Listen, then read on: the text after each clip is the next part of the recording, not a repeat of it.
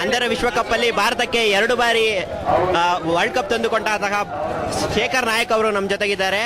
ಅವರು shine bright ಸಂಸ್ಥೆ ಮತ್ತು ಸಮರ್ಥ ಸಂಸ್ಥೆಯ ಪರವಾಗಿ ಅವರ ಜೊತೆಗೆ ಕನ್ನಡಕ್ಕಾಗಿ ಕನ್ನಡಿಗರಿಗೋಸ್ಕರ ಹೋರಾಡಕ್ಕೆ ಈ ಜಾಗಕ್ಕೆ ಬಂದಿದ್ದಾರೆ.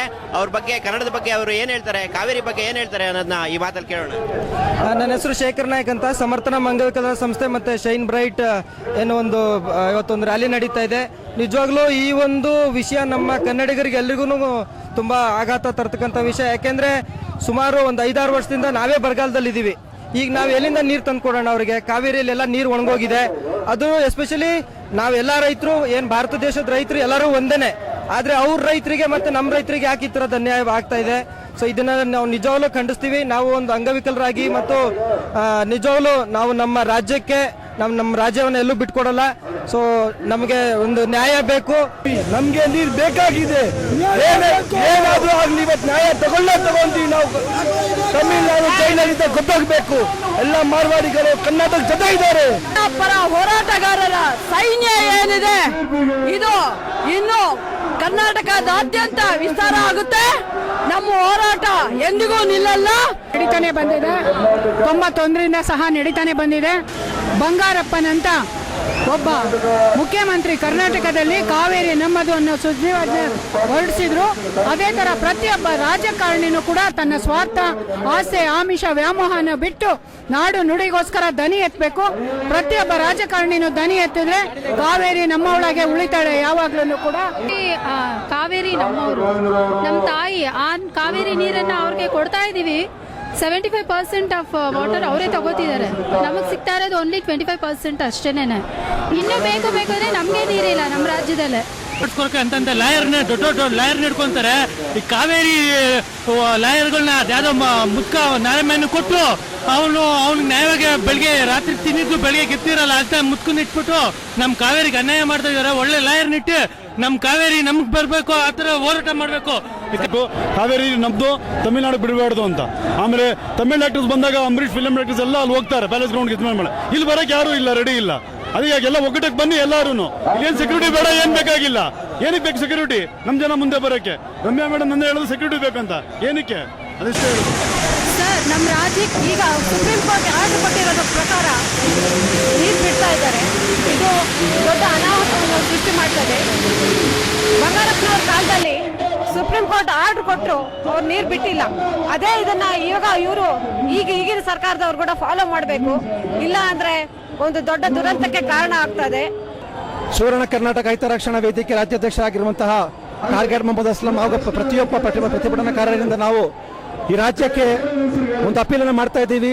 ಕಾವೇರಿ ನಮ್ಮದು. ಒಂದು ಹನಿಯನ್ನು ಯಾರ ರಾಜ್ಯಕ್ಕೂ ಕೊಡೋಕ್ಕಾಗೋದಿಲ್ಲ. ದಯವಿಟ್ಟು ಕೇಂದ್ರ ಸರ್ಕಾರ ಹಾಗೂ ತಮಿಳುನಾಡಿನ ಸರ್ಕಾರ ಮಾಡುತ್ತಿರುವಂತಹ ಈ ಒಂದು ಮಲತಾಯಿ ಧೋರಣೆಯನ್ನ ದಯವಿಟ್ಟು ನಿಲ್ಲಿಸಬೇಕು. ಇಲ್ಲ ಅಂತ ಹೇಳಿದ್ರೆ ಇದು ಒಂದು ಇನ್ನೂ ಸ್ಟಾರ್ಟ್ ಮಾಡ್ತಾ ಇದ್ದೀವಿ. ಇದು ಉಗ್ರ ಹೋರಾಟ ಮಾಡುವ ಮೂಲಕ ನಿಮಗೊಂದು ತಕ್ಕ ಶಾಸ್ತ್ರ ಮಾಡ್ತೀವಿ. ದೇವರುಗಳೇ, ನೀವು ನನ್ನಲ್ಲಿರುವ ಪ್ರೀತಿ ವಿಶ್ವಾಸಕ್ಕೆ ನಾವು ಚಿರಋಣಿ ಆಗಿದ್ದೇವೆ. ನನ್ನ ಅಭಿಮಾನಿ ದೇವರುಗಳಲ್ಲಿ ನಾನು ಕೇಳ್ಕೊಳ್ಳೋದಿಷ್ಟೇ, ಯಾವುದೇ ಕಾರಣಕ್ಕೂ ತಮಿಳುನಾಡಿಗೆ ನೀರು ಕೊಡೋದಕ್ಕೆ ಬಿಡಬಾರದು. ಸುಪ್ರೀಂ ಕೋರ್ಟ್ ಮೊದಲು ಈ ಆದೇಶನ ವಾಪಸ್ ತಗೋಬೇಕು. ವಾಪಸ್ ತಗೊಂಡಿಲ್ಲ ಅಂದ್ರೆ ಈ ಹೋರಾಟ ನಿರಂತರವಾಗಿರುತ್ತೆ. ಎಚ್ಚರಿಕೆ, ಸುಪ್ರೀಂ ಕೋರ್ಟ್ ತೀರ್ಮಾನ ವಾಪಸ್ ತೆಗೆದುಕೊಳ್ಳಲೇಬೇಕು. ಅದರಲ್ಲಿ 3 ವಸ್ತುಗಳು ಮುಖ್ಯ: ನೀರು, ಗಾಳಿ, ನೀರು, ಊಟ. ದೇವರದಿಂದ ಗಾಳಿ ಇದೆ, ನೀರು ನಮ್ಮ ಹತ್ರ ಇಲ್ಲ. ಊಟ ಹೇಗಾಗುತ್ತೆ? ನೀರೇ ನಮಗೆ ಇಲ್ಲ, ಕುಡಿಯೋಕ್ಕೆ ಇಲ್ಲ ಅಂದಮೇಲೆ ನಾವು ಕೊಡೋದು ಹೇಗೆ? ಎಲ್ಲಿಂದ ಬರುತ್ತೆ ನೀರು? ಕರ್ನಾಟಕ ಮುಂಚೆಯಿಂದಲೇ ಹೋರಾಟ ಬಂದಿದ್ದೀವಿ. ಹಾಗಿದ್ದಲ್ಲೇ ಕರ್ನಾಟಕ ಸರ್ಕಾರ ನೀರು ಕೊಟ್ಟಿದ್ದಾರೆ. ಇದು ತುಂಬಾ ಅನ್ಯಾಯ ಆಗಿದೆ. ಕನ್ನಡಿಗರ ಕಡೆಯಿಂದ ಸಂಪೂರ್ಣ ಸಪೋರ್ಟ್ ಇದೆ ಕರ್ನಾಟಕಕ್ಕೆ. ನಾವು ನೀರು ಕೂಡ ನಿಲ್ಲಿಸೋವರೆಗೂ ಹೋರಾಟ ಮುಂದುವರಿಸ್ತೀವಿ ಸರ್. ಬೆಳಗ್ಗೆ ನೀರು ಬೇಕಂತೆ, ಇದು ಭಾರಿ ಅನ್ಯಾಯ. ನಮ್ದು ಹೇಳ್ಬೇಕಂದ್ರೆ ನಾವು ಟ್ರಾಟ್ಗೆ ಹೋಗ್ತಾ ಇದೀವಿ, ಅಂದ್ರೂ ಅವ್ರು ನೀರು ಕೇಳ್ತಿದ್ದಾರೆ ಅಂದ್ರೆ ಇದು ತುಂಬಾ ಅನ್ಯಾಯ ಆಗ್ತದೆ ನಮಗೆ. ನಿಜವಾಗ್ಲೂ ನಮಗೆ ನೀರಿಲ್ಲ, ನಮ್ಮ ಬೆಳೆಗೆ ನೀರಿಲ್ಲ, ನಮಗೆ ಕುಡಿಯೋಕೆ ನೀರಿಲ್ಲ. ಅಂಥದ್ರಲ್ಲಿ ಸರ್ಕಾರ ಅವರು ಕೊಡಕ್ಕೆ ಒಪ್ಕೊಂಡಿದೆ. ತುಂಬಾ ಅನ್ಯಾಯ. ಕನ್ನಡಿಗರಿಗೆ, ಕರ್ನಾಟಕ ಜನತೆಗೆ ತುಂಬಾ ಅನ್ಯಾಯ ಆಗಿದೆ.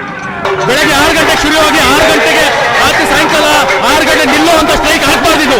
ಯಾವ್ದೋ ಸ್ಟ್ರೈಕ್ ಹಾಕ್ಬೇಕು ಅಂದ್ರೆ ಸುಪ್ರೀಂ ಕೋರ್ಟ್ಗೆ ಬಿಸಿ ಮುಟ್ಟಬೇಕು. ಬಿಸಿ ಮುಟ್ಟೋವರೆಗೂ ಸ್ಟ್ರೈಕ್ ನಡೀತಾ ಇರಬೇಕು. ಬೆಳಗ್ಗೆ 6 ಗಂಟೆಗೆ ಎತ್ತಿ ರಾತ್ರಿ 6 ಗಂಟೆಗೆ ಆರಾಮ ಮಾಡ್ಕೊಳ್ಳೋಂಥವಲ್ಲ.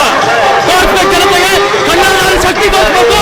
ಎಲ್ಲರೂ ಇರಬೇಕು, ಎಲ್ಲರೂ ಇರಬೇಕು.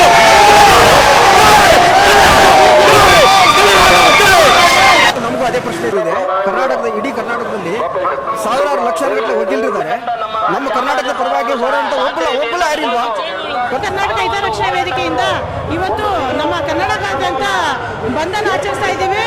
ಮತ್ತೆ ಮುಂದಿನ ದಿನ ಉಗ್ರ ಹೋರಾಟವನ್ನು ಮಾಡೋಕ್ಕೆ ಇದು ಮಾಡಿದ್ದೀವಿ. ನಮ್ಮ ಸಿದ್ದರಾಮಯ್ಯನವರು ತಮಿಳುನಾಡಿಗೆ ನೀರನ್ನು ಬಿಟ್ಟು ಬಹಳ ಅನ್ಯಾಯ ಮಾಡಿದ್ದಾರೆ. ಸುಪ್ರೀಂ ಕೋರ್ಟಲ್ಲಿ ಸರಿಯಾದ ನ್ಯಾಯ ಮಂಡಿಸದೆ ನಮ್ಗೆ ಅನ್ಯಾಯ ಮಾಡಿದ್ದಾರೆ. ಇದಕ್ಕೆಲ್ಲ ಸಿದ್ದರಾಮಯ್ಯನವರೇ ಹೊಣೆ ಅಂತ ನಾವು ಹೇಳ್ತೀವಿ. ದಯಮಾಡಿ ಸಿದ್ದರಾಮಯ್ಯವ್ರಿಗೆ ನಾಚಿಕೆ ಮರ್ಯಾದೆ ಇದ್ರೆ ಅವರು ತಮಿಳುನಾಡು ಸರ್ಕಾರಕ್ಕೆ ಒಂದು ತೊಟ್ಟು ನೀರು ಬಿಡಬಾರ್ದು. 48 TMC 15 TMC ಕೇಳಿದಾರಂತೆ. ನಮ್ಗೆ ಏನಕ್ಕೆ ನಮ್ಗೆ 10 TMC ನೀರು ಇಲ್ಲಿ ಕುಡಿಯೋಕ್ಕೆ ನೀರು ಸಿಗ್ತಾ ಇಲ್ಲ. ಬೇಸಿಗೆ ಮುಂದಿನ ಬೇಸಿಗೆಗೆ ನಮಗೆ ನೀರು ಬೇಕು. ಇವರೇ ಈಗಲೇ ನೀರು ಬಿಟ್ಬಿಟ್ರೆ ನಮಗೆ ಕುಡಿಯೋಕ್ಕೆ ನೀರಿರಲ್ಲ. ದಯವಿಟ್ಟು ಸರ್ಕಾರ, ಕೇಂದ್ರ ಸರ್ಕಾರ ಬಂದು ರಾಜ್ಯ ಸರ್ಕಾರ ಆಗಿರ್ಬೋದು, ಇದನ್ನ ಮೊದಲನೇದಾಗಿ ನೀರು ಬಿಡಲೇಬಾರ್ದು ಅಂತ ನಾವು ಖಂಡಿಸ್ತೀವಿ. ಸುವರ್ಣ ಕರ್ನಾಟಕ ಹಿತರಕ್ಷಣಾ ವೇದಿಕೆ ಪರವಾಗಿ ನಮ್ಮ ರಾಜ್ಯಾಧ್ಯಕ್ಷರಾದಂತ ನಾಗರಾಜ್ ಅವರ ನೇತೃತ್ವದಲ್ಲಿ ಇವತ್ತು ಕರ್ನಾಟಕ ಬಂದನ್ನ ಆಚರಿಸ್ತಾ ಇದ್ದೀವಿ. ಸುಪ್ರೀಂ ಕೋರ್ಟ್ ಆಜ್ಞೆಯಿಂದ ನಮ್ಮ 6.5 ಕೋಟಿ ಕನ್ನಡಿಗರಿಗೆ ಅನ್ಯಾಯ ಆಗಿದೆ. ಸಿದ್ದರಾಮಯ್ಯ ಸರ್ಕಾರ ಪ್ರತಿದಿನ 15,000 ಕ್ಯೂಸೆಕ್ ನೀರು ತಮಿಳುನಾಡಿಗೆ ಬಿಡ್ತಾ ಇದೆ. ನಮ್ಮ ರೈತರು ನೀರಿಲ್ಲದೆ ಆತ್ಮಹತ್ಯೆ ಮಾಡ್ಕೊತಾ ಇದ್ದಾರೆ. ಹಾಗಾಗಿ ತಕ್ಷಣ ನೀರನ್ನ ನಿಲ್ಲಿಸಬೇಕು. ಸಿದ್ದರಾಮಯ್ಯ ಸರ್ಕಾರ ಅವರಿಗೆ ನೀರು ಬಿಡೋಕೆ ಆಗಿಲ್ಲ ಅಂತ ಹೇಳಿದ್ರೆ, ತಾಕತ್ತಿಲ್ಲ ಅಂದ್ರೆ ಅವರು ರಾಜೀನಾಮೆ ಕೊಟ್ಟು ಮನೆಗೆ ಹೋಗ್ಬೇಕು.